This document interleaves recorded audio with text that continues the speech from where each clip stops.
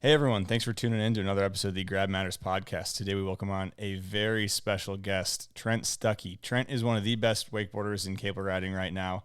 He's won a bunch of events. He's released a video part with tons of never been done before tricks in it. So we talk about how he got into wakeboarding, growing up in Orlando with the likes of Julian and Yonel Cohen, and riding with a bunch of other OWC legends, winning contests, what it's like to compete against your brother, never been done before tricks from his video part, funny travel stories, how he developed his new pro model board, a bunch of other good stuff with Trent. Really great conversation with him. As always, if you guys want to support the podcast, make sure to like, comment, subscribe, share it. You guys can join that Patreon as well if you want to see who the guests are early and submit questions to be asked on the podcast. And as always, if you guys want to grab some merch on the website, you can go to grabmatters.com and check it out there. Thanks for tuning in. Hope you guys enjoy. I approve waterboarding. They're talking about wakeboarding. The thing about wakeboarding, every trick is an invert. Backside. Air railing. A new dimension. All right, we're back. Another episode of the Grab Matters podcast. Today we welcome on a very special guest, Trent Stuckey. Trent, how's it going?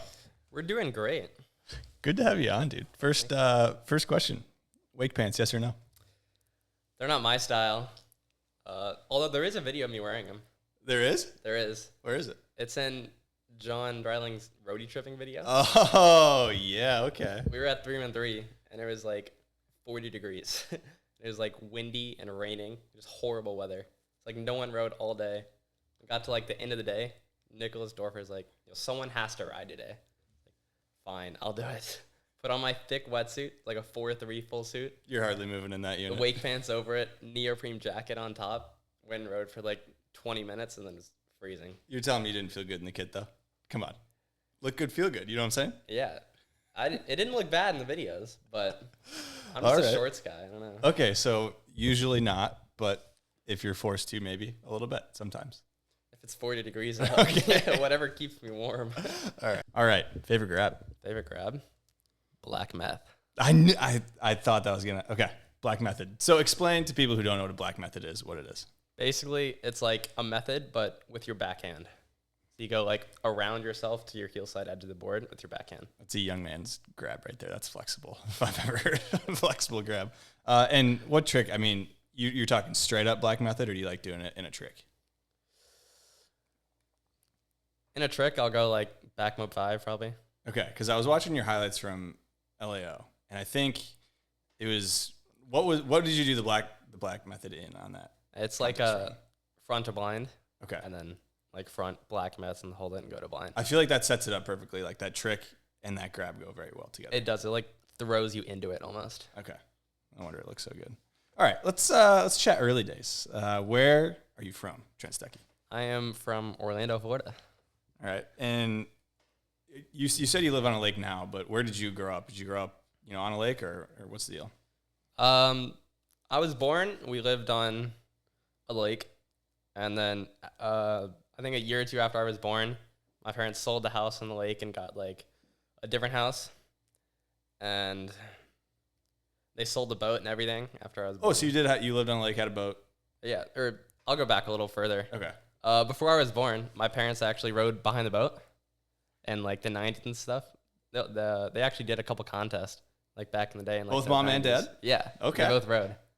So then after I was born, they like sold the boat and the house in the lake. Kind of like stopped wakeboarding. Kind of I ruined it for them By being born? Yeah, I guess. Okay, so what was that? Do you remember that first lake? I mean, you weren't riding at that point, but My first might have been Stark Lake. okay, never heard of it, but somewhere in Yeah. Orlando Yeah, area. yeah. Okay, and then so they sold that house, and then where'd you guys move to? I don't really know. Just somewhere in Orlando, not on Yeah. the lake, just a Yeah. house. Okay. Yeah. And then growing up, because I think I want to get into some other stuff before you got into wakeboarding. Growing up, were you and your brother maybe into any other sports besides wakeboarding?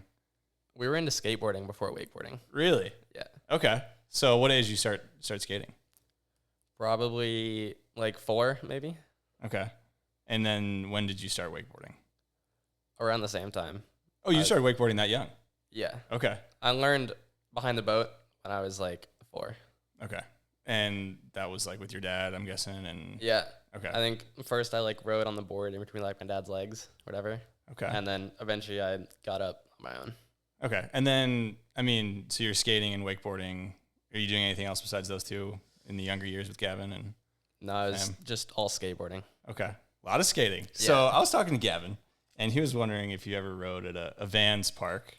And I think there was maybe was it a quarter pipe or a half pipe? Did you ever have a good skating experience there? It was a vert ramp at Vans, and it was probably like 13 or 14 feet tall. 14, I think Gavin was saying. And at this time, I'm like 7 or 8, maybe, probably 7. So I'm like tiny. So this ramp is like 3 times as tall as me. And I go to drop in on it, and I was like just too over the front, and I just fell all the way down and slammed my face on the bottom of the ramp. Jeez. Concussion? I mean, knocked out? What's it looking like? Maybe. Teeth everywhere? Pretty much. Teeth not where they were supposed to be. Oh, ouch. So you did kind of mess up your mouth there a little bit. Oh, yeah. Okay. So, yeah 14 foot of vert, I mean, for a little kid is a hell of a lot. It was a pretty large impact to the face. So, I mean, what age did you say that was? 9, 10 or something? Probably about 7 or 8. Oh, 7, 8. Okay. Yeah. And you're still skating after that and still wakeboarding at the same time? Yeah. Okay. When, because it sounds like you're riding a little bit of boat. When did you start cable for the first time or experience cable?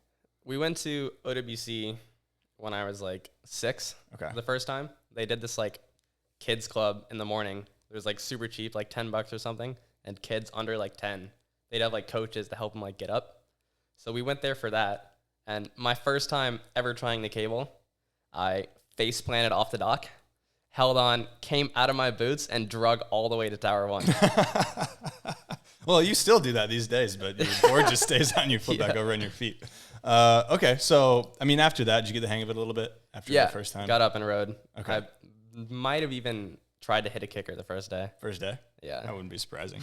Okay, so do you kind of keep, like, what's that look like? Do you go on a weekly basis with your family, or is that like one and done, and then maybe a couple months later you go? Like, what's that looking like? We did that probably a couple more times that year, but I was still way more into skateboarding. And so it wasn't until the year after that, which we ended up getting like a pass for OW. Okay, so your parents were like, Trent's still pretty into the skating thing. We'll take him to the wake park a little bit. I'm sure they were motivated to get you into it because they were super into it. Yeah. But it sounded like you were a little bit more into skating. Can you kickflip? How many tries do I get now? You get 10. You get 10 tries. I could do it in 10 Okay, tries. that's what I was thinking too. I was talking to Jake, and I was like, I think I can pull out a kickflip in 10 tries for sure. Okay, so I got a Patreon question from Daniel Jarrett. Those who don't know, he's owner, West Rock Wake Park up in Illinois there. And and if you want to ask questions to the guests, make sure you join that Patreon. The Stuckeys actually just joined today, so we got the squad in there. He's wondering, there's a rumor going around that your parents didn't let you and Gavin ride the main cable at OWC until you had mastered certain tricks. Is that true? I don't think so. You don't think so? Not that I can remember. Okay, so you didn't like start at the beginner cable and then move on to the advanced, or what? I definitely started on the beginner cable. Okay, but there wasn't like a prerequisite of tricks you had to learn before you moved over? I don't think so. There might have even been like an age restriction for the main cable or something. Really? Back then there was like It might have been. age or height restriction, like a roller coaster or something? We got some fake information from Dan Jarrett there. So, well, there you go. You can ask any question on Patreon. I'll go ahead and throw it out there. It might be true. I just don't remember that. Okay. I mean, you're super young. You probably wouldn't remember. Yeah. But on a more serious note, your parents obviously were into water sports before you. Can you kind of talk about the role they played in your progression and development in getting into cable? Yeah. From like the very beginning, they were obviously super like wanting to do it like with me. So we would do it together, and they would help me like to like learn tricks and like progress. And from the very beginning, it was just always about like mastering like the basics. Okay. Almost like what Dan was talking about with doing like being able to ride like switch and hitting the kicker switch and regular and like everything like that. So they really like set the foundation for me. Would you say that they were like, I don't want to use the word coaching, but like you guys were all riding together and your parents were like, okay, this is what we're going to work on now. Like we're going to do switch kicker hits. We're going to do regular kicker hits. Like, would you say that was kind of the vibe in those early days? I wouldn't really call it coaching, but it was just kind of like helping me like get in like a good direction, like a good starting point, I guess. Okay. Build like a good foundation of riding. Yeah. Okay. And did you, I mean, at a young age, did you really enjoy cable riding right when you got into it? I did. Yeah. Okay. Pretty much. What about it was so fun? I mean, I don't know. I guess dragging was pretty fun from the beginning. But yeah, I don't know. I just liked the cable way more than behind the boat. so were you riding a little bit behind the boat in these early years too? I would do it like every once in a while, like when we would go out on the lake, but I didn't really like it that much. Okay. And I mean, obviously you had to like cable quite a bit if you were doing skating, cable riding. There was obviously a lot to cable that you were getting down with. What were some riders, we're talking, I don't know, you were probably 10, 11 years old now. What were some riders you looked up to when you first started riding at OWC? When I was growing up, we had one of the best crews at OW. There was so many riders. Like we had John Dreiling, obviously we had Yonel and Julian Cohen. We had like even Chandler would come ride, and like all the time there would be like pros, like boat pros. Anytime they'd come into town, they'd all come ride the cable. So, but I'd say my biggest looking up, like started riding, is probably Julian, Cohen, and then Chandler Powell. Okay. Yonel Cohen, definitely. I could see that. Yeah. And the other ones too, obviously. So were there any movies or videos that you grew up that you were stoked on watching? Yeah. I mean, I was watching all of them. They would always have the premieres in like Orlando. Yeah. So we would go to like all the premieres. Hell yeah. So, I mean, do you have any favorites that you had back in the day? I mean, got you stoked to go ride? I mean, the debut is obviously a classic. But another really good one was like maybe like Drop the Gun and like Penny or some early ones too. Okay, Penny. Okay, I like that. I mean, because I feel like cable movies, there was a lot of boat movies back then that got a lot of like publicity, I guess. Cable movies maybe not so much, but Drop the Gun, the debut, I feel like is one of the big ones for all cable riders that got them into like, I don't know, it was like a professional movie that showed a lot of crazy tricks, cool parks, like all that stuff, and it hadn't really been done to that extent, I feel like, up until that point. Let's talk like contests. So when did you start competing? I started at Points Chase at OW and the beginner division. And I did the local ones, and then I actually qualified to go to nationals in beginner that year, but I didn't end up going. So Why not? it was in Texas. Okay. It was far, I guess, to travel. Yeah, definitely. So was that your first year riding that you did?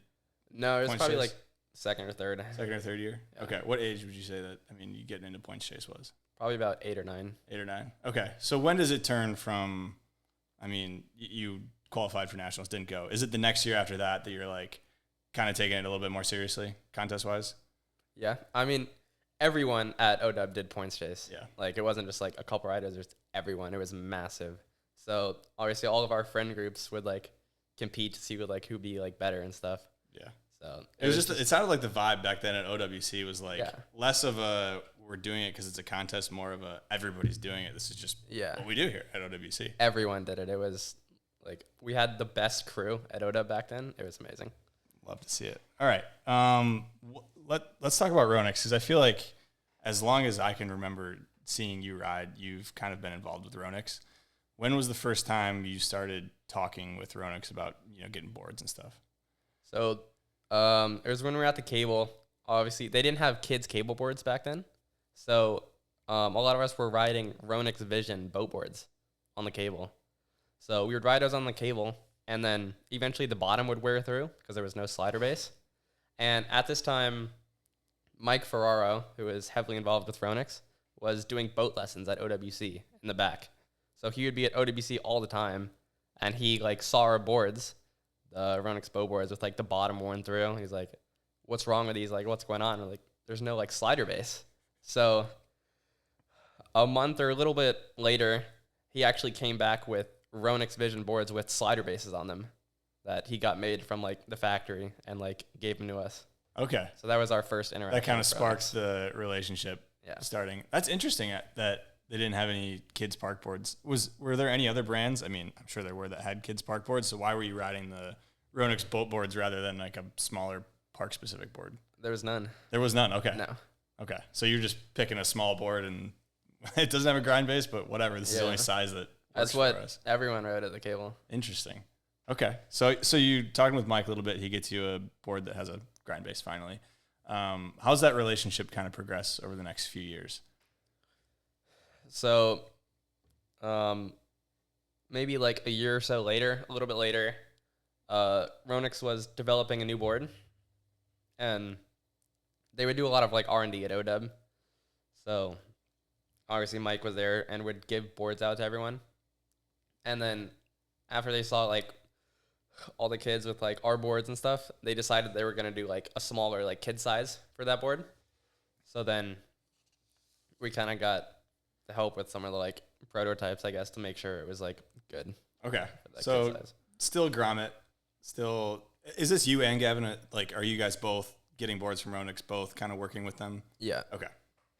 So Gavin was wondering what it's like, because you got your name on a board at really young, correct? Yeah. Okay. How old were you when you first got your name on a board? Like 10 or 11. 10 or 11? Okay. And what board was that? The Elvon Vital Chinook. Okay. So he's wondering, how does that happen, I guess? It said Team Stuckey, Okay. actually. But I guess just because we kind of like started it with like them seeing our boat boards went through, and that was like the idea to make like a kid's cable board. So I guess they just put our name on it. Okay. Because, I mean, you guys were kind of the ones that were helping with Ronix kind of developing that board, I guess. And I'm sure your parents were helping a lot too. All right. So let's keep talking about contests, because I feel like the contest scene has changed a lot since back then, obviously. It's gone, obviously, towards Europe much more. I mean, there was always been contests in Europe, because Europe's kind of the cable park riding mecca. So I think it's a good time to dive into just contests. And I don't think we need to worry about like what age or what year anything was happening. But recently, what would you say is your favorite contest that you've ridden in? My favorite contest is Wake the City. Really? Yeah. Okay, why? I think it has to do with like the format of riding doubles, since you like don't get to do that often or ever in a contest. Yeah. And it's just so much fun to do that. It's just like the whole vibe of the like at the contest is just more of a fun vibe. Like it's not as like serious, I guess. Okay. But and they treat you super well, or so you get hotel and like food and everything like that. Okay, so this is, for people who don't know, this is like a Red Bull event in Italy, right? Yeah, it's in Milan. Okay, and I'm sure Masi kind of helps out with it a lot, but it's Yeah. a two-tower system and you guys are riding doubles as a team, right? Yeah. Okay. So one of us is on a long rope and one of us on a short rope, and then we just do a run as a duo. Okay. I didn't expect that to be the answer as your favorite contest. I like it. Okay. 2018, you and Gavin rode juniors at the first two stops of the LF Park Pro. You remember this? I do. And for the third stop, you guys decided to ride pro. Explain, just kind of set the scene of like why that change happened in that series. Yeah, for the first two stops, we were a junior pro, and I won the first one, and then Gavin won the second one.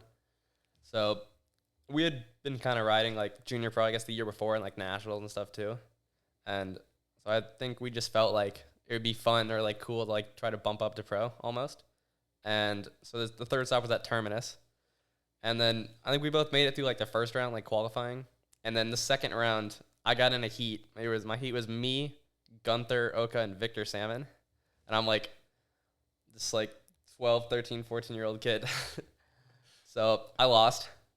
But from that point on, it just made me want to try harder to ride pro. It just felt better. It felt where you should be. Yeah. So would you say, I mean, were you and Gavin and your parents kind of watching the runs of the junior pros and then the pros, and it was like Trent and Gavin are like, they're close enough. Might as well just bump up to the next rather than dominating on the junior pro? Yeah, I think at the first stop, I did my like run that won, and there was like multiple people that like talked to us. And I was like, that run could go like pretty far in like the pro division. Okay. And then that kind of like helped us, I guess, like go for it. So what kind of tricks were we talking about back then? I remember I did toe back 9 off the kicker, and then the rest are just like rail tricks. Okay. But, Rail yeah. tricks. But I mean, back 9, I mean, you still see it in contest passes today, but back 9 back then was like that's a pro level trick going on in a pro contest. Like, yeah, you got back 9. I think my kicker hits was toe back 9, and then KGB 5. I think I did. Okay. So Mob 5 and back 9, like those are both absolutely could go well and far in a pro contest. Was there a kicker contest too at that? Was it at the third stop? It was at the third stop. How'd that go? Wait, no, the kicker contest was in Monster Triple Crown. It was? Like In the same year, 2018? Did they have a kicker contest there? I don't know. They, This is from okay. Gavin. So. Okay, they did actually. Okay. They had a best trick kicker contest, and I landed KGB 7 and won the kicker contest. There. And that was like not pro, but like anyone could enter. Yeah, and all the pros everyone entered. Yeah. Okay. What's the bag looking like for that kicker contest? I think it was $500. Okay. Let's talk about Plastic Playgrounds 2017.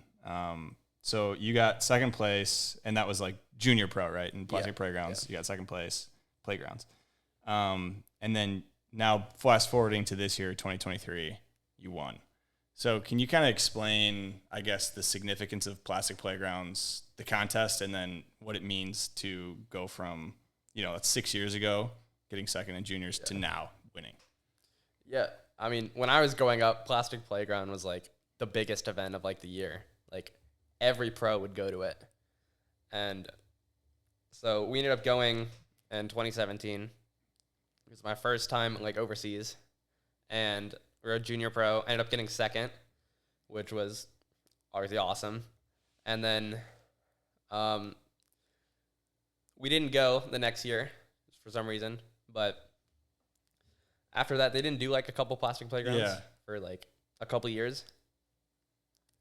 But it was still like the biggest contest like ever back then. Yeah, I mean Parks would go back then. Like it was huge. Everyone would go. Yeah. It was like it was the contest to go to if you're gonna go to a contest. Yeah, the most legit cable contest for sure. Yeah. So then this year, obviously they bring it back, and we got to go to it. And another thing about Plastic Playground is they always do this like insane setup where they hack the entire cable. So it's a pretty sick setup. But yeah, so we got to go back this year, and it kind of came like full circle that I got to ride in pro. I ended up walking away with the win. So it go from like watching that event, like growing up as a kid and watching like Aaron Gunn win it like over and over and over again, to like be able to go there and like win the contest was pretty like surreal. And this was at this is Plastic Playgrounds at Liquid Leisure in England, right? Or UK or whatever. Which, not knowing at the time, that place is now closed. So it's kind of like a full circle, like ending it with a dub. And I mean, I can see the progression of, as a young kid, looking up to Plastic Playgrounds being the premier cable contest to taking down the dub and then shutting the park down, I guess. Legit. So that sucks, honestly, though, that Liquid Leisure is not going to be around anymore. Yeah. Definitely bummed about that. But so you got the win. What was that podium like? 1, 2, 3. Do you remember? It was me first, Liam Peacock second, and James Windsor third. Okay. Windsor coming in third place still. Yeah, it was sick because he won the last Plastic Playground. Did he? 2019 was the last one. Pre-COVID. So he won that and then came back and got on the podium this year. Dude, Windsor puts it on in the contest, man. He does. Like, he can bring it. He can bring it still, dude. Absolutely. Okay, so let's talk 2023, this past contest year.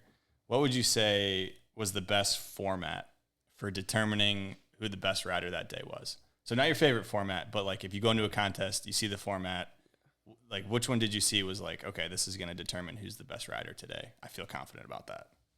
Probably say Langenfeld. Okay. Dive into that a little bit more. I don't know if you've seen the Langenfeld format, but it starts off with heats, a bunch of heats just in the beginning. And then after the heats, it goes into head-to-heads, and it's best of 3. So you have to be able to put down your run like 3 times in a row, good enough, and not mess up for the other person to beat you. So you have to win 2 out of 3. So it's a very challenging format to be able to do your run back to back over and over again perfectly. So it's just half a lap that you're getting judged on? Yeah. Okay. And so what's in the half of the lap, I guess? So it starts off with the pool gap, and then you have the kickers. You do either an air trick or there's a feature in the corner, and then you come around the corner and you hit 2 more rails. So it's 3 rails, a kicker, and an air trick. Okay. And would you prefer to have the kickers at the beginning or at the end, or right where they were in LAO? It's a hard one. Because I feel like they're almost often right after the motor tower. That's like where they always are. Yeah. Like, did you like that at LAO where they were, or would you like to see that? I don't necessarily like, I guess, the kicker being like right off the dock or like at the beginning of your run. Yeah. Because obviously you go safer on the kicker because if you fall, you miss your entire run. Yeah, it's over. Yeah. So I think it's cool when the kicker's at the end of the run, I guess, because you can kind of like end it on like a big trick, put like an exclamation point at like the end of the run or something. Yeah, and I feel like you're kind of warm too. You hit a bunch of rails, like Yeah, you're exactly. spinning, you get a little bit warmed up rather Yeah. than just mob off the dock to like a 1080 or some shit. Okay. What format was your favorite? It sounds like the one in Italy. Wake. What do you call that one? Wake the City. Wake the City. Okay. And that's your favorite format, you'd say? Yeah. It's just the most fun. Okay. I like it. You and your brother, Gavin, constantly ride in the same contests, and you often end up in the finals together. Is that something you're thinking about throughout the contest, that like I'm riding against Gavin, or are you not really thinking about it like that he's your brother? I guess I do think about it. It's like the best thing and the worst thing at the same time. We're riding together. It's like obviously awesome, but I guess when it comes down to it, I don't really think of it as like he's my brother. Okay. So do you think of him as a competitor or just like a buddy on the dock that you're riding against? I just like a buddy. Okay. Like I still want to see him go down there and put down the best run he can and then I have to go and also do that too. So say like a buddy, I guess. Okay. So would you rather win every contest and have Gavin get second, or are you stoked when he wins and you get second? I mean, I'm stoked when he wins, but you still want to beat him. I would rather win. You still want to beat him? Okay. Yeah. I mean, we're obviously, super right? competitive with each other. You are? Yeah. Okay. So like when you guys are on the dock in finals and it's like 1-2, like you both got put down runs. Yeah. You're not kind of like shooting the shit with him. You're in your zone, I'm guessing, right? Like. Yeah, kind of. But I think we still do like joke around, I guess. I think when we were in Italy, for Imboli, we were like the last two off the dock. And I think like right before he went off the dock, he was like, "You're not ready for this." It was like a joke. Like we joke around. I mean, okay, so going into the contest season this year, I feel like, and this is from an outside looking in perspective, I'm not at any of these contests, but to me it was like kind of going to be like Trent Stuckey's one of your biggest years, and I don't want to put down Gavin at all, but like Gavin is obviously a super capable rider, but it seemed like Trent is the favorite going into all these contests. Gavin did super well at a bunch of them too. Yeah. But is that weird to have? Did you feel that pressure of like, okay, Trent's got to come in and win these contests? Or is that something you didn't really think about at the time? I guess, yeah, it does start to get like more pressure, I guess. And yeah, especially when like you win a contest the year before and you come back in. It's like Kind of expected to win again, right? yeah. And then you kind of also have like the like target. Everyone wants to like beat the guy that won last year. Yeah. You know? Yeah. So I'd say it adds a little bit of pressure. How would you say you handle that? I mean, is that something you just internalize like on the dock, or are you, I guess, how do you handle the pressure of being expected to win some of these contests? I would say, I think like when you're feeling anxious and you have like butterflies in your stomach, that's like when you're most powerful. Okay. Like, it's like it's like a raging like fire inside of you. And like, you can either let it like take over you, or if you like learn how to like harness it and like control it, that's like when you can be most powerful. So you'd say it's a good thing when you're riding, Yeah. like feeling that pressure. It helps you. Yeah. Pressure makes diamonds. Trent Stuckey. Okay. I like it. Let's do a little power ranking of some water sports here. Power rank these 5 water sports. We got number 1 is canoeing. 2 is kiteboarding. 3 is wakeboarding. 4 is wake surfing. 5 is wake foiling. Number 1 has to be canoeing. 100%. Bullshit. Okay. All right. Number 1, canoeing. You said it, so it's up there. Yep. Canoeing. You got kiteboarding, wakeboarding, wake surfing, and wake foiling. We'll go kiteboarding too. Okay. My dad loves kiteboarding, so we got to put it up there. Okay. And then we'll do wake surfing and wake foiling next, kind of interchangeable, like the same thing. And then obviously 5 wakeboarding. Cause Yeah, for sure. who cares? Not a wakeboarding podcast at all. I do want to ask about kiteboarding a little bit. So you guys dabble still in the kiteboarding? A little bit. Okay. When did you say you guys got into that? Probably a couple years ago, like maybe like 3 years ago. Probably like my first time doing it. Okay. And is your dad was pretty into it, still pretty into it? He's super into it. He loves kiteboarding. Okay. More than wakeboarding. Really? Yeah. Interesting. He's a kiteboarder now. It's kind of a kiteboarding OG, yeah, right? Yeah. Okay. So, I mean, how often did you say you go kiteboarding these days? Not recently a lot. I haven't kited in like Probably a year, actually. Okay. We did it a little bit more like last winter. Okay. Is it more of like a winter thing? Does the wind Yeah, pick up because then? it gets windier in like November. Okay. What would you say you like about, kiting? I've never kited, so. It's just like being on a cable, but the cable can go like anywhere you want. Like Okay. you like control the cable. The freedom. Yeah. Okay. You ever hit rails? Like a I bunch of have at okay. reel. And what do you ride your cable board or do you get a kiteboard? I just rode my kinetic. Okay. No problem. Yeah. Okay. I like it. Let's talk sincerely, Trent. So this is an edit you put out a little bit ago. Did some numbers, dude. I think we're looking at 60,000 views now, and kind of took. I wouldn't say kind of took. Like, it definitely took wakeboarding by storm. Like, everybody from boat riders to cable riders to the people who like typically don't like promote and put out edits. It was like everybody was stoked on it, doing some crazy shit. Bunch of MBDs. I'm curious because I wouldn't say you're a contest rider, but you do super well in contests, obviously. And you put a lot of focus and time into contests. So maybe you are a contest rider. I don't know. That's up for you to decide. But why did you also think it was important to film a video part and not just do the contest? I think it was, at the time when we were filming, there was like no contest in the first place. But we just started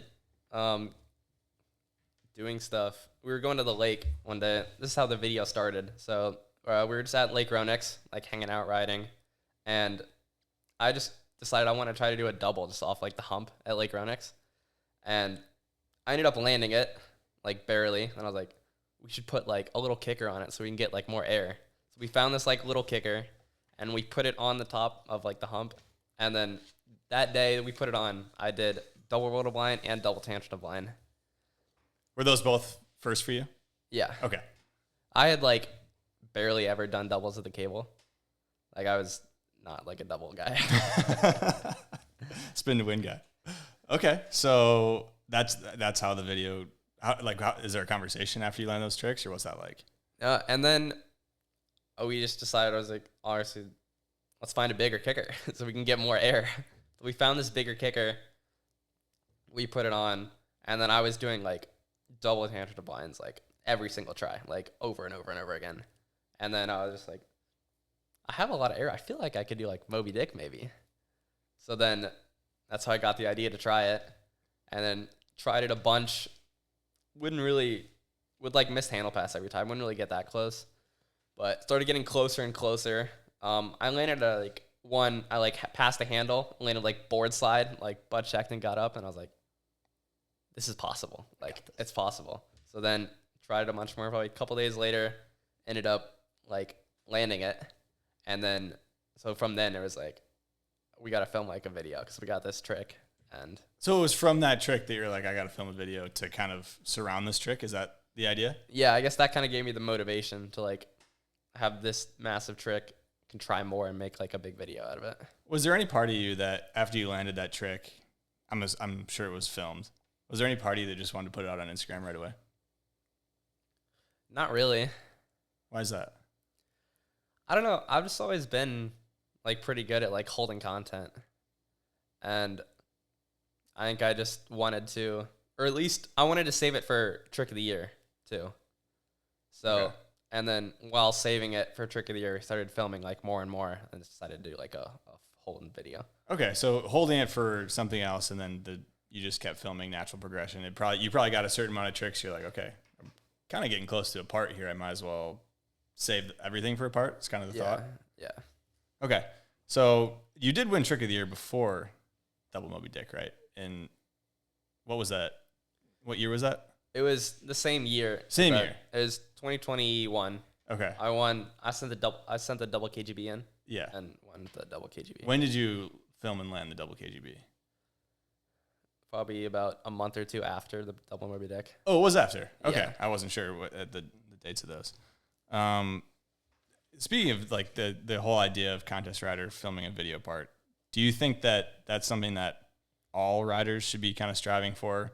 Just even just if they're a contest rider, do you think they should be filming video parts on the side as well? Do you think that's an important thing to have in the sport? I think videos are super important, honestly, because it promotes the sport and like what you can do and like what's possible.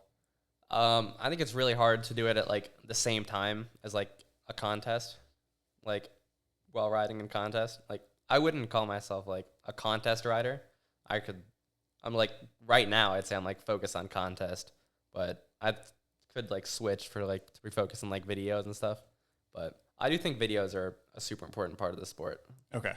And are you going to in the future continue to focus on videos in the off season of contests? Yeah, I want to make more. Okay. Speaking of right now, I mean, are you stacking for some right now? You got some clips in the bank? What's the deal? I got a couple clips on the hard drive. Okay, at Lake Ronix, or I mean, you don't have to say. A couple at Lake Ronix, a couple from in Europe this summer. Okay, so stacking though for something. Yeah. How long? Speaking of sincerely, Trent, how long would you say from start to finish that project took?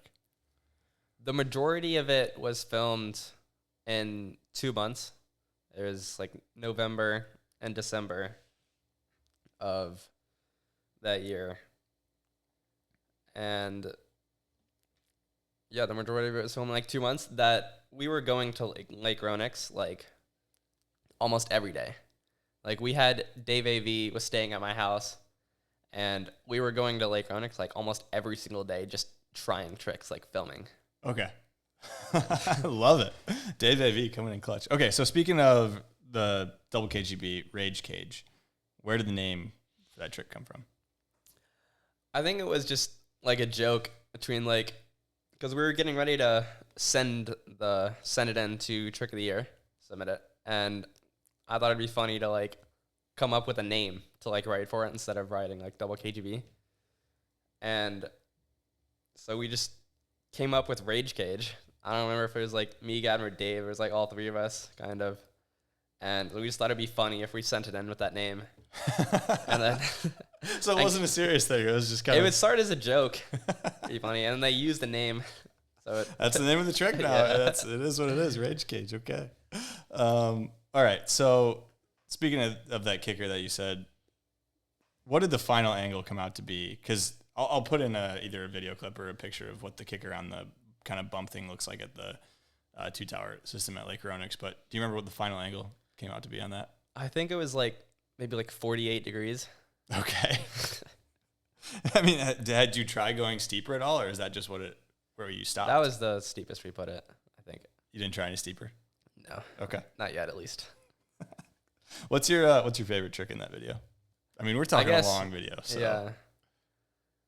I guess just the double KGB, I guess, just that's for your the favorite one one? trick of the year. Okay. I mean, were there any others that were kind of sneaky difficult in that video that you maybe thought were going to be easier than they were? I mean, I guess the like tuck knee, like Japan Moby Dick was like a little like tricky, but I do like that trick too. I love that trick. It's a great grab. Okay, so besides the triple and the double KGB 5, which were two tricks that sounds like they got away from you in that video, I think you tease maybe at the beginning you trying to triple or double KGB 5. I don't remember. Were there any others that you were trying that got away from you besides those two? Yeah. So yeah, the first clip in the video is like me trying something, and I get like thrown off access and like spun and like Olay and get smoked like nose pick backwards. And I was actually going for a double chromobe, like double scarecrow is what it was supposed to be. And I just threw it way too hard and it just spun me. So the double scarecrow got away. You were gonna put in a double scarecrow though? That was something you were trying? Yeah, I wanted to. Because the way I do like chromobe, like Crow 5, I do like 180 and then I do like pretty much straight tantrum. Okay. So I always thought it could work like 180 and then pretty much like double tantrum almost. Yeah. That one never landed it though. I never tried it again after that. I'll put that clip in, dude. You got that was my first time and last time trying. Have you landed a triple yet? I have not. Okay. How many have you tried, would you say? I think I tried 4. Okay. And I have not tried since the video. Interesting. Okay. Do you remember how many MBDs were in that video? Maybe around like 10. Okay. Maybe a little less. 10 MBDs. Might have been a little less. There's a lot. It's a lot. I mean, it's got to be the most amount of MBDs since, I don't know, Park Spawn if they put out a video part or something. So you were talking about you've always been good at kind of holding content and keeping content. Do you consciously go into how you approach like putting content out as a less is more kind of strategy where I'll post a little bit less than everybody else, but when I post, I kind of want everybody to like see my shit. Like I want it to be so good that you're not just going to scroll past it right away. Yeah, I think so. I put like a pretty good amount of effort into like my Instagram like edits and videos. So if there's like a clip that I'm not like super stoked on, I won't post it. All right, let's talk. Actually, speaking of video projects, who's your favorite filmer? This is not a trick question. Gavin. Oh, okay. Dave AV, sit down. Speaking of Gavin, you ever shatter his phone screen? No. No, you didn't. It was totally his fault. Maybe I did. There was an incident. What happened? So we were in France, and it was like after a contest, we were like loading up the car because it was like starting to rain, and it was dark outside. So we were like throwing our boards in the back. We had like a Volkswagen Golf or something, so not like a big car. We're like trying to fit all of our boards in here, and we can't see anything. Gavin takes his phone flashlight out and like turns the flashlight on so we can see, and we're like throwing the stuff in. I'm like, dude, this is not gonna fit. Like, there's no way. So I didn't see this, but apparently he sets his phone down on like top of the car, and so I try to shut the trunk to see if it'll fit, and it's like it's not closing. I'm like, I told you this wasn't gonna fit. So Gavin like opens it and he's like, dude, it's not looking at the board, and Gavin's phone was in the hinge of where the trunk closes, so that's why it wasn't closing. It was just slamming on Gavin's phone over and over again. I would say that's your fault. I would totally say that's your fault. Yeah, but I might have done the action, but he put his phone there. It wasn't in the best spot to put your phone. You don't put your phone in a pinch spot like that. That's maybe that one's on Gavin. Speaking of Europe, you like Burger Kings in Italy? I do. Yeah? Yeah. That one's from your mom. She's wondering if you like Burger Kings in Italy, so I'm wondering if there's any more to that story. When we're in Europe, pretty much all we eat is fast food like McDonald's and Burger King. Why is that? Just because quick they're on the go? everywhere. It's the only restaurants we know. Oh, man. Okay, let's talk a little bit about cable parks. So you've spent maybe the most time at anybody riding cable, and I kind of want to get into that in a little bit, but you've spent a lot of time at a lot of different cables. You've ridden a ton of different ones. What are some of your favorite parks you've ever been to and ridden? I think this answer might surprise you. Okay. I think I'll go. My favorite park is, I think, Terminus. No way. Yeah. Why? Just because it's where it has two like perfect kickers. It has really good air tricks, and it has a bunch of good rails. It has the RAF one, which is like one of my favorite rails ever. And I think it's just a really good set of cable. Interesting. Okay. Give me let's do top three. So Terminus 1, what else you got? Number 2, I'm gonna say is OW when it's good. Really? Yeah. Okay. Like when OW is good, it's like really good. Like the setup that we had for Worlds a couple years ago was, I think, the best setup they've ever had, and it was amazing. Okay. And what else makes it good besides just the rails? I mean, what do we mean by good? OW definitely has the best kickers out of any park I've ever been to. Okay. I think. I mean, you've landed some crazy tricks on those kickers, as well as Yonel and a bunch of other people. So.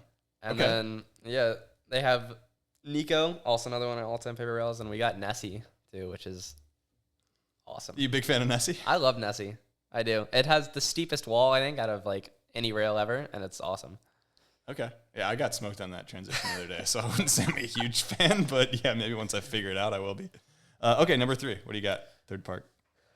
I really liked EXO TNS 73, it's in France. It's Loic's home park. Is that how you say his name, Loic? Yeah. I've been saying Loic. Loic. Probably look like an idiot now on all these podcasts. I've been saying Loic. Okay, so that's one of your. I mean, you got any other favorites besides those 3 that you visited? I mean, you've been to a ton, but those 3 are. I think those are like taking my the top podium. 3. Okay. Yeah. Yeah, I like that. I was not expecting Terminus 1, but good for the Terminites, dude. They know how to do it up there in Northern Georgia. All right, so you're obviously one of the best cable riders right now to ever do it. what do you look for in a park that makes it fun? So some of those 3 parks, what do you look for when you show up to a cable? You're like, okay, this is gonna be a good time. I guess just features that look like I like. I don't know. Like, some of my favorite rails are like the West Rock is like my favorite rail, and then like the Raft one and the Nico one. Those are like my 3 favorite rails. They're all like pretty like similar, and well, I guess just rails like at parks similar to what I like. I guess I don't know. Okay, so speaking of the setup, I mean, you've primarily ridden at the same cable park. I mean, obviously going to some other ones in Florida, but OW's been your home park for a long time. Yeah. Years. What do you do to keep yourself from getting bored, I guess, of, because parks don't change that often, because it's kind of I mean, I'm not going to say it's a pain to move around features, but it's not super easy depending on the park. What do you keep from getting bored? How to stay motivated, creative? I never really got like bored. I don't think. I don't know. Maybe it was just like, how many people we were like riding with, like growing up. Like, because I was always like the youngest kid, so there was always people better than me at the park with like Yonel and John and everyone. So I guess just I never really got bored because I could just like kind of like follow what them are doing and like watch them. They were always doing tricks that you could aspire to land. Yeah, because there was always pros at OW when I was growing up. Yeah. Okay, so what advice would you say to kids who maybe don't have those like crazy pros? Because obviously, you know, there's parks out there that there's no pros riding on a regular basis, but the setup doesn't change all that often. What advice would you give to some kids who kind of use the lack of changing setup as an excuse to not, you know, ride or progress or whatever?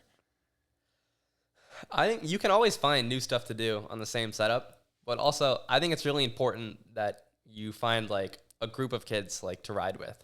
Like riding like with your friends and just makes it like so much more enjoyable, I guess. Just so much more fun. It's a completely different vibe than if you go and like ride by yourself. Just you get way more motivated riding with like a group of friends, and you all try to be better than each other, so it helps you guys get better too. So don't be a stranger at the park. Like make some friends, get a good squad. Yeah, get a group going that you can ride with. I've always felt that because like you could have a park of just unit pipes, and if you're riding it by yourself, like I'll still have fun, but like it's not gonna be super fun because it's the same feature. But if you've got the best squad and the best friends riding, like I would have fun at just 6 unit pipes in a circle. Like I'd have a blast. Like you can have the best session ever. It's just at the cable, just like 5, 6 of like all your boys just on the cable, just riding together. It's the best session ever. Yeah, just vibing off each other. Yeah, and I've always totally felt that like if I know the person that's riding, like don't give me a gap. Like I'll ride behind him, and it's like way more fun to like they can peek back, see what you're doing. You can kind of play follow the leader, whatever. And I was talking to Yonel, speaking of follow the leader a little bit. It sounds like he thought that back in the day there was a lot of follow the leader going on at OWC, and he's wondering if that's kind of attributed to some of, you know, the progression of your riding back then and up until now. Definitely. I was always following like Yonel and Julian, Chandler, John, like all these people. We would ride behind them as much as possible, and it definitely helped me progress. Yeah, Yonel's out there, put me on the carrier behind him. Maybe I just want to watch, but I'll try some stuff he's doing. Do you think if you grew up at a different cable park, that would have changed, you know, your upbringing and your riding style and all that stuff? I think it would have. Okay. I think the people who I rode with at OW and our like community at OW really like shaped me. Okay. So maybe less so the park, but the people that were there had a huge factor in. Okay. Speaking of a cable setup, how often do you think a cable setup should change on like in a perfect world? I'd say around like every like probably like 2 months. Okay. So a good amount of time in between. Yeah. Setups. I think it's fun to get like super dialed on a setup because if it's changing too much, then it's like it's always changing and you can't like go ride the same thing. I don't know. Okay. Like putting it there for a little bit amount of time is good. Okay. Enough time to figure out the lines and get stuff down. I would say probably year-round parks, like 2 months, maybe if you're only open half the year, like 3 weeks, a month maybe. But yeah, I think that most people want it changed maybe a little bit more than it needs to be because it's like, well, there's still lines you haven't figured out on the setup that's going on right now. So, okay. So majority of the contests take place in Europe, cable contests that is. And you spent pretty much the entire summer there in 2023. Would would you say? Or Yeah, most we of the spent summer? a little over 2 months there. 2 months. Okay, so a long time. Do you foresee yourself doing that in the next, several summers coming up? Yeah, I think right now I'm super motivated for the contest scene. So for at least the next year, we do just do that, go for chasing all the contests and everything. Okay. Would you say you're going to spend more time there this summer? I mean, depends on the contest schedule, I guess. Okay. Where do you stay when you go over? I mean, 2 months is a long time. Like, are you staying in hotels or hostels or friends' places or just a combination? Yeah, I mean, it changes everywhere because we're on like a flight pretty much like once a week. So like probably mostly like hotels probably, but a couple like friends' houses here and there too. Okay. So it was you, Gavin. Did your parents travel with you this past summer too, or they kind of like tag team, hand you guys off? Yeah, my mom came over and traveled with us. Okay. She did a little competing too, right? Yeah, she did. Mama Stuckey still competing. Okay. Let's talk some technical stuff before you go back into some more boarding stuff. Let's run through your board size, stance, angles, width, all that good stuff. We got your board behind you, but kind of run through it. It comes in 2 sizes. We have a 151 and a 147 centimeter. And then what was the other thing? Stance? Well, what you ride the 51? I ride the 51, yes. Okay. Stance, angles, width, all that. Yeah, so I ride a stance width of 17 inches from inside insert to inside insert, which is the third insert on my board, and I ride 12-12. Okay. So we were talking about your board before this. I didn't know that. I mean, I don't know the width of my stance in inches, but you were talking about how you adjusted the inserts a little bit on this board to bring in a skinnier stance. Is that right? Yeah, the inserts together are closer together, so you can have a skinnier stance. And from insert to insert, they are brought in close together, so it's not as big of a gap going and insert out. Okay, so not as big changes when you start messing with your stance Yeah. a little bit. You can do a little bit more fine tuning with it. Was there anything else when you were designing and working with Ronix on this board that you wanted besides those insert options?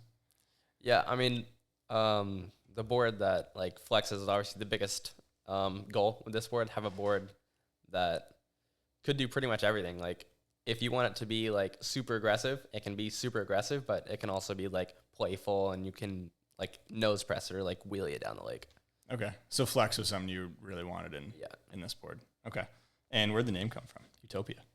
The name comes from Utopia, means like almost like a perfect place, like imaginary, like doesn't exist.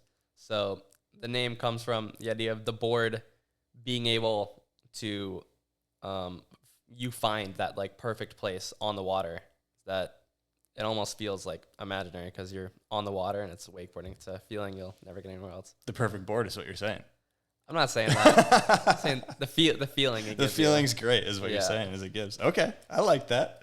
I'm digging the graphic on it too, the colors. What would you say is the best speed for a full-size cable that you prefer?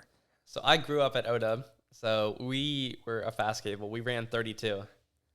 And pretty much all the cables in Europe run like 30. But I do like it a little bit faster. So I'll go with a medium. Like, I think like 31 is good. 31? Yeah. Okay, but Perfect medium. all or most cables in Europe run 30? Pretty much all of them. Okay, and you notice a pretty significant difference from 30 to 31 to 32? You can feel it, especially on like rails.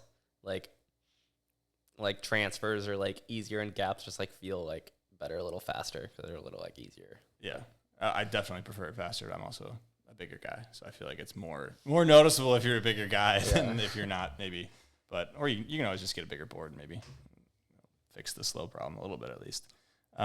So I want to talk about kind of in the technical stuff, kicker tricks. So you have a super unique edge into some of your kicker tricks, spin specifically, where you cut in, let off your edge, it seems like, and then hit the kicker rather than go in with like a progressive edge up the kicker, keeping it all smooth. When did you discover that, and like why do you hit kickers like that? I don't really know. I don't know where it like came from. I think it's just what felt best to me is to like do it with like one hand, the like one-handed edge. And I just feel like I can spin faster doing it that way, I think. Doing the edge in and then let off and pop off the kicker? Yeah. Okay. Interesting. Because I feel like I don't know, I've never really tried that kind of edge into a kicker, but it's like it's a very aggressive short edge, it seems like, almost like beginning of an air trick, and then you let off and go off the kicker. Yeah. Okay. I think it helps with like you be able to like control the tension too. Makes you don't have as much tension going off the kicker. So it kind of lessens the tension because you're flattening out before the kicker, letting I think so. Okay. Interesting. I'll insert a clip of that because I feel like does anybody else edge in like that on a regular basis? That, I mean, people do, yeah, but for the most part, I feel like I see most progressive edges into kickers. Yeah. Let's, okay, so we were talking about Roanoke's a little bit. You said you got started with them at a super early age, and then you kind of progressed into getting your pro model. When did the talks of this pro model board come into play? Because it just came out this year, so how long has that been in the works for? So the talks first started after my first year in Europe. So last year we came back, and then that's when the talks for it started. And then, so it's been like over a year and a half, probably about like 2 years now of like in the talking. And so it didn't end up, we started testing boards over the course of a long time. We did a lot of testing for this board. I think total, the count was like 11 prototypes. Wow. It's a lot. Okay. And is it primarily you riding this and then sending it back, or you have anyone kind of helping you out with that? Yeah, me, and then my dad would ride them too. Okay. Papa Stuckey giving some feedback too on the Utopia. I like it. So 11, I mean, at what point, 11 is a lot of prototypes. At what point are you like, okay, I think we kind of got it dialed now? I think probably about like 8 or 9 maybe. And you're just making some fine tweaks at that point? Yeah, pretty much. Okay. What are those changes looking like at the beginning? Are there some pretty big changes that are happening? Yeah, I mean, obviously we had where they were like way too flexy and then like way too stiff. So just having to like go through like every part. Like this board is 100% new. It's like there's not pieces taken from other boards. Everything about it was like tested and designed for this board. Okay, I was going to ask if this is based off of a previous model and you made some tweaks to that previous model. So this is ground up. It's fully built from scratch. Okay. Interesting. And it says number 1 out of, or did it just say number 1 on it? All of them say number 1. Okay. It would be cool if they were all different. That would be numbers, sick though. if they all had different numbers on it. I'd have to find out where number 69 is to get that one for sure, and maybe 420 as well. All right, so other sponsors, you were on Follow for a little bit, and then shifted over to Mystic. So I guess kind of explain, how and why that change did happen. Yeah, so I was on Follow for 2 years, I think, and then the owner of Follow, his name's Steve, really great guy. He told me basically, he's like, I want what's best for you, and I would love to get that to you, but unfortunately I can't. And what's best for you isn't with me, so he actually set me up with Mystic. Really? Yeah. Okay, and does he mean what's best for you as in like you're obviously trying to make a living, become a professional wakeboarder, maybe the budget isn't there with Follow? Is that kind of what he was alluding to? Yeah, and just like opportunity in general. Okay. What other opportunities do you mean? Like, because where's Mystic based out of? They are based out of the Netherlands. Okay, so that's over in, I might look like an idiot. I don't know if that's in Europe or not, but it's in the same zone, it's right? next to Germany. Okay, so it's pretty close, but like cable riding's huge there, right? So does that kind of factor into play a little bit? Yeah, I think overall Mystic is like a massive brand, and like Europe and also in like the wind and like kiteboard scene, they're like a massive brand. So just opportunity with like a brand, I guess. I don't know. Okay, and you like the Mystic stuff so far, like being on the squad, the team. Super nice. Who else is on the Mystic team? Off the top of your head, do you know? There's Dominic Ernler, Max von Helvert, Timo Kappel, Lisa Ballou, Liam and Ryan Peacock. I was gonna say the Peacock brothers are. Yeah. Okay. So I mean, they got a pretty big cable team. I mean, probably one of the biggest, I'd imagine, of the brands out there. So let's. This is actually a good time to talk about it. I got a question from Yonel. He's wondering, so back in the day, sponsors for wakeboarding were a lot bigger. There was a lot more money involved. Do you feel that, this is weirdly phrased, but do you feel that you became a pro at the wrong time, or do you see an advantage of like being a pro wakeboarder right now? I don't know. I mean, it definitely sucks to see like 10 years ago the amount of like money that was in the sport. And that's kind of like all gone now. But I wouldn't say I became a pro at the wrong time. You don't really have a choice, Yonel. Yeah. I mean that's a good question, but you didn't really have a choice. Let's hope it comes back. Okay, I mean I think that's a good time to talk about like the future in terms of you and cable wakeboarding as well. So let's just start with this off season. What are you up to this off season? Not riding much this off season. Just relaxing a little bit. Going to school a little bit? Yeah. Okay. A couple classes. Taking some time off, is that like an intentional thing of you rode a shit ton all summer and you need a little bit of take a step back, a little bit of a breather, or I guess or so. you got the pro model now, you can kick back and relax. Is that kind of what's going on? No. I guess so. I think pretty much always in like the winter my focus kind of like shifts to do a little bit more of like a different sport, like skateboarding or like snowboarding maybe. Okay. So you still skate a little bit then, or every now and Yeah, again? every now and then a little bit. Have to teach Jake Platt how to kickflip. It'd be a good video. What about wakeboarding right now would you say gets you stoked? I mean, any riders that you see, you're like, okay, that guy, watch an edit or watch some Instagram clips, he's getting me fired up. I mean, obviously Gavin and Luik are my top two to like watch and to ride with. I guess watching them would get me motivated. Okay. Gavin for sure. Love watching Gavin. Who would you say, I mean, you're not riding a ton now, but in the season, taking some laps with some friends, who would you say you're riding with on a regular basis besides Gavin? Luik. Okay. Sure. And then Nils and Cam Gerard. Okay. That's like, that would be a good squad to ride with if you're that'd be putting one together. a pretty good squad. Okay. What would you say, in terms of cable parks in the future, what would you say could be, I don't want to use the word improved, but maybe changed to see some different progression go down in contests and videos and stuff? I don't know if there's like something you can do at your park to just make like more progression happen or better riding. Mm-hmm. I think it's just what happens sometimes.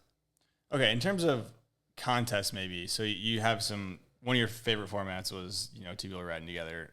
What would you say in terms of contests would you like to see more of? Whether it be format or anything, I guess it could be that you really like to get you stoked. I'd say events and like bigger spaces with like a bunch of people. Like the two events are Wake the City and Munich Mash that are in like the city, and the streets are lined. Like there's an insane amount of people, and it just like changes like the way you feel. Like you kind of like feel like how much energy there is there. So maybe more events in a place that can have those people around. Yeah. Okay. I totally agree with that too. I feel like LAO has a huge crowd there, squad. LAO is pretty Always good energy. But Munich Mash is definitely the most. Yeah. It's insane. Like you look at the pictures and it's just all you see is people around the whole league. Yeah. Yeah. The energy at Munich Mash definitely seconded on, I have to imagine, as a rider. You've dabbled a little bit in boat riding. So are we going to see a little bit more of Trent Stuckey behind the boat in the future? Maybe. You just might. We just might. Okay. How much are you riding boat? Probably about like once a week. That's pretty often. Okay. Yeah. And are you consciously trying to like progress behind the boat, or are these just kind of fun sets, or a little bit in between? Trying to progress a little. Okay. I'm trying to progress a little bit. So would we ever see Trent Stuckey on the professional wakeboard tour? We're going to have to wait till next year to see. That sounds like a hard maybe. It sounds like you didn't shut the door on it. It's a possibility. I don't like to shut any doors. Okay. Keep all the doors open. I'd love to see it. I think it'd be unreal. I mean, you got back down in the boat, no problem. So let's throw that in a contest pass, baby. So in terms of the progression of cable riding, though, where would you like to see it go in terms of, so the step up at Ronix opened up a bunch of doors trick-wise for you. Yeah. Would you like to see it keep going in that direction in terms of exploring the step up? Would you like to see more aggressive rails? I mean, where would you like to see it kind of go in the future? I guess, yeah, bigger tricks. I don't know how much bigger you can go before, the landing is just too hard.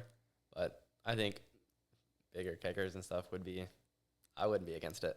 Figure out a way to make a landing probably would be the I like landing ramps are fun too. Yeah, like, definitely. Like mini megas are like one of my favorites. Yeah, I totally agree with you there. Absolutely, some of the best. I do want to talk about the step up though, because it did unlock a bunch of tricks for you, right? Explain the importance, I guess, of being able to experiment on a step up rather than just have to hit a kicker, off the dock of the cable. Yeah, you can pretty much make it however you want, I guess. And it allows the landing to not be as hard as well. So you can have more air time, I guess, and not drop so far on the landing. Okay. I'd like to see. I mean, so you do have some pool gaps at cables, Elevated has a pretty good step up, I would say. Yeah. I mean, I don't know. There's a few others maybe in the world, but that one is the one that comes to mind of a good step up. Yeah. Would you like to see more of that in cables, step ups maybe? If you were to build a new cable, I mean. Yeah, I think it could be cool Yeah. to do kind of like a bi-level cable almost. Definitely. Be a cool idea. Absolutely a good idea. I asked earlier, and we were kind of touching on it, but in terms of cable laps, do you think anyone's taken more cable laps than you? You don't have to be humble. If you think you've taken the most, you could say it. I rode a lot when I was growing up. We were at the cable all the time, all day. It'd be hard. I don't know. It'd be close. I don't think that there would be anyone because not a lot of people live in year-round locations as it is. I think my laps are probably up. They're okay. Maybe in the hundreds of thousands. Has to be. I was going to ask, okay, so back in the day, how many laps did you take in a set? I would ride all day, every day. I'd ride 4 hours straight at the cable. And Do you nowadays, I guess, how many would you say laps you take in an average set? one handle, probably 20 laps maybe. And then you fall or let go? Yeah, probably whip in. And then take a break and keep riding, or? Get a drink, go back down to the dock, do it again. I would say 20 is a good number. I mean, I feel like I start getting tired after 10, 15. So when are you going to hit a street spot? I don't know. I'm not into the winching right now. I was going to ask, what do you think of winching? I haven't ever done it. NBD, okay. Never been done. Trent Stuckey winching. I haven't ever been winching. I just haven't had the desire to start winching yet. I'd rather start moving into boat or something first. Interesting. Okay. Instead of trying to do everything at one time, trying to do step by step. Yeah. No, I'm not saying that's a bad idea at all. I'm just curious because Gavin's dabbled in the winch a little bit. I'll talk to him at some point, hopefully. But would you say that that's kind of the direction he's going in, and you focusing on contest cable, dabbling in the boat a little bit? Is that kind of where you guys are headed a little bit? I'd say Gavin is headed in pretty much the same direction I am. Okay. ATV? Yeah. Doing it all? I like it. Can you switch method? I don't know. Have you ever tried? I don't think so. I could probably do it. I don't think it'd be very pretty though. Okay, maybe you should. It'd be sick if you could get a good one down. What trick would you say took you the longest to learn? Probably air railies. No way. I was first learning them on the 2.0 at OW, and I learned them on the 2.0 and could do them after a while, and then the manager at OW, Theo, had convinced me to try it on the full size. So I did one tried it on the advanced cable. I did one. I landed it. I came around to do it a second time. Front edge. The worst front edge maybe I've ever taken in wakeboarding to this day. And I didn't do it again for 2 or 3 years. And then, so altogether, it probably took me 3 or 4 years to learn air railie. Okay. Sneaky air railie, tough trick. One of the simplest, most straightforward tricks, but took you a little bit of time to learn out. One front edge. I was done with them. Yeah, I feel like that's a lot of people's progressions with air tricks. They either kind of get them down right away or you take a hard edge. Yeah. That's a no from me, dog. Do you listen to music when you ride? I do not. Ever? I have sometimes, but I like just riding without it. Okay. Helps you focus a little bit. I mean, in a contest run, would you say you focus a little bit more without music, or I guess maybe you've never done it with music, but. Yeah, maybe. I don't know. I just feel comfortable with out music and just in my own thoughts, I guess. Yeah, I just feel I don't need music to motivation or anything. Okay. It just comes. What if you had Lose Yourself by Eminem on? Would you win every contest from here on out? Maybe I'll give it a shot. Yeah, do it at LAO this spring, and we'll see if you get the dub. Then you can thank me for it. What would you say is the most underrated trick at a cable? That's hard. Yeah, Underrated trick. sneaky. It could be a sneaky tough one, or it could be sneaky good looking one. I don't know. Something that doesn't get the love it deserves. Besides switch method, of course. That's really hard. Wasn't it wasn't supposed to be easy, man. I mean, what are some tricks that took you that were harder for you to learn than you thought? Maybe toe back 9. Did you get that first try? I think I did. I think spinning toe back is like the easiest way. Yeah. So Definitely. I don't think that was very hard. I don't know. That's What's your least strong direction? Switch toe back, spin, switch heel back. switch heel back. Yeah. Okay. I can switch toe back decently. Okay. Interesting. What would you say is the most overrated trick? You gotta have one. Come Wait, on. toe back 9. Toe back 7. 9. I Toe don't back know. 7 for sure. For sure. Okay. Toe back 9, toe back 7.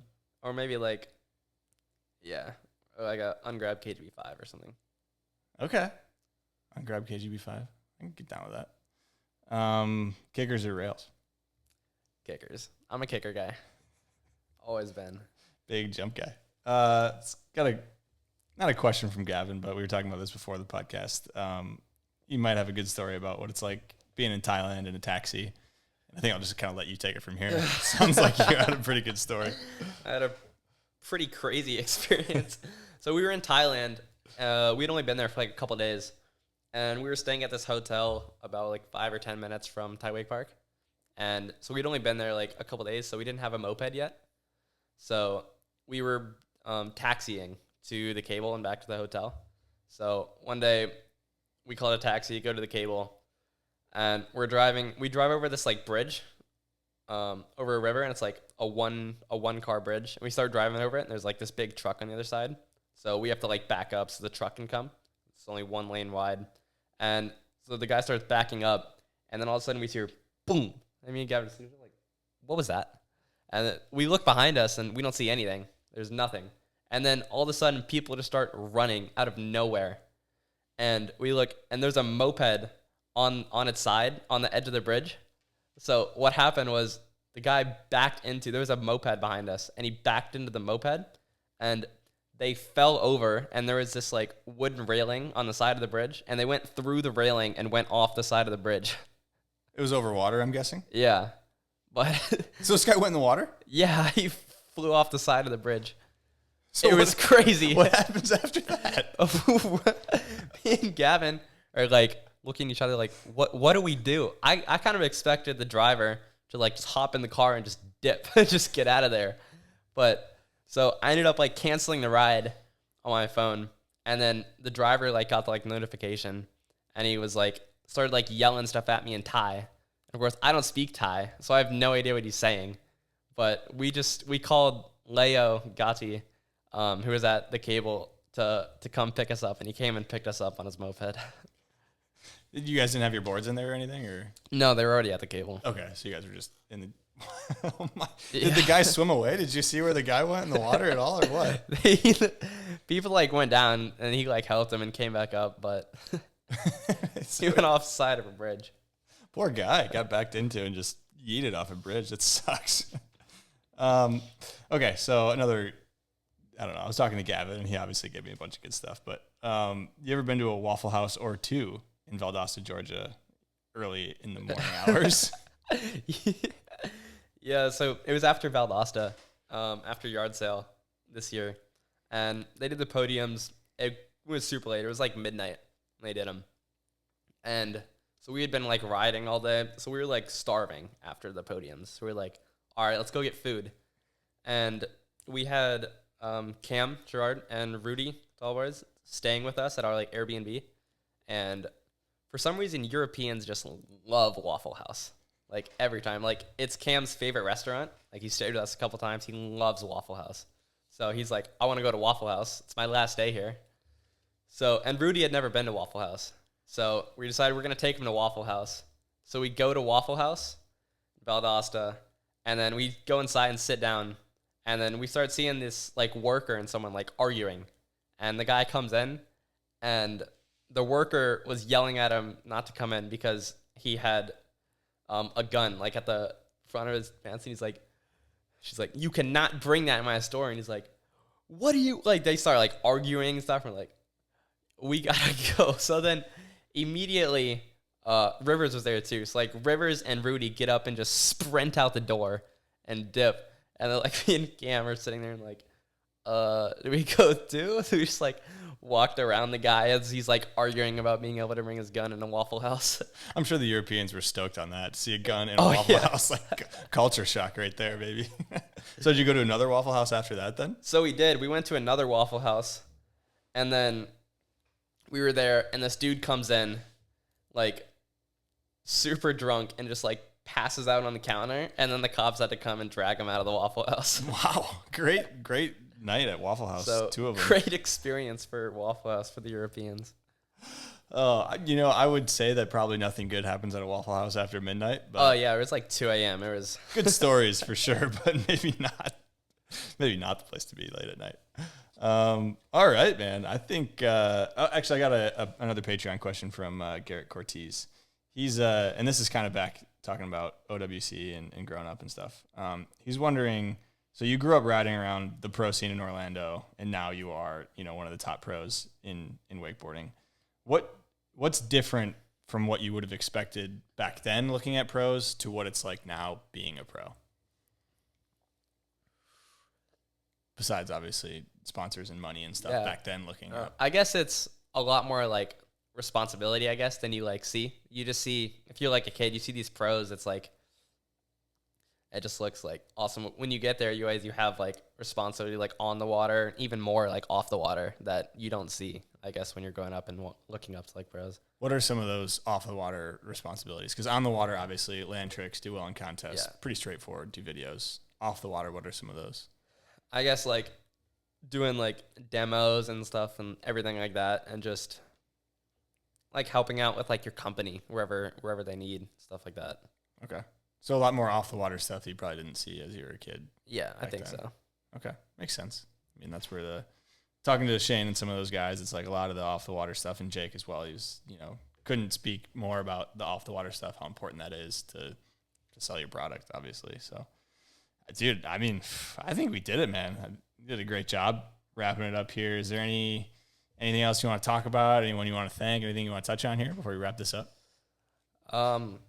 Obviously, I just thank my mom and my dad, full support, and Gavin for designated filmer. Favorite filmer, too. Yeah. What's it gonna? Actually, one last question for me. What's it gonna take to get Trent to follow Grab Matters on Instagram? Yeah, I checked before we started this podcast. Should have hit the follow button before I came over here. At least you guys joined the Patreon before you came over. That was huge. But yeah. All right. I think we killed it.